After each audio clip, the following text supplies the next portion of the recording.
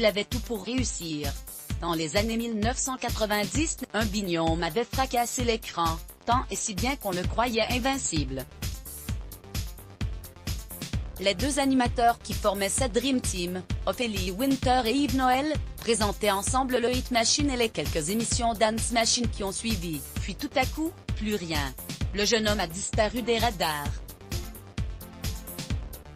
À cause de soucis de santé, comme il a accepté de l'expliquer, le samedi 6 mars 2021, dans l'émission Les Docs du week-end sur TF1. À lire aussi j'ai connu des périodes où, 200 jours par an, j'avais envie d'en finir. Yves Noël s'était également illustré, auprès de son frère jumeau Hervé, dans Multitop sur M6. Mais ce n'est pas la lame à double tranchant de la célébrité qui l'a poussé à s'éloigner de la sphère médiatique. Yves Noël avait, en réalité, besoin de prendre soin de son équilibre mental. J'ai ce qu'on appelle la maladie des grands hommes, en toute prétention, ou celle des grandes femmes, a-t-il précisé. C'est un trouble bipolaire, et un trouble de l'humeur, c'est chimique.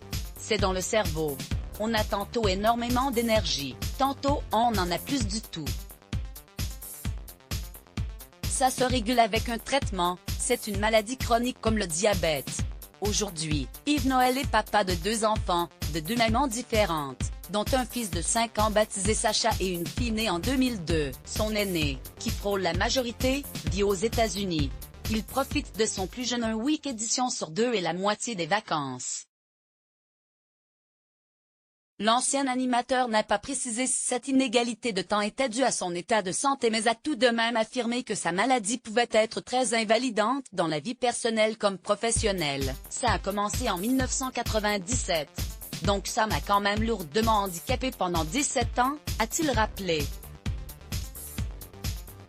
J'étais déjà à M6 et chez moi ça s'est surtout caractérisé par des crises de dépression qui ont pu être très longues, qui ont duré parfois pendant 1 an. J'ai connu des périodes où, 200 jours par an, j'avais envie d'en finir.